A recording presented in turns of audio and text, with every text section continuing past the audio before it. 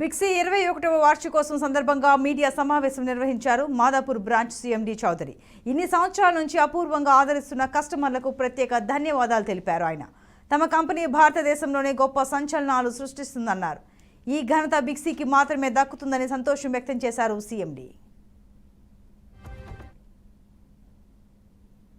బిక్సీ ఇవాళ 21 years successful journey complete చేసుకుని 22వ సంవత్సరంలో అడుగుపెట్టింది.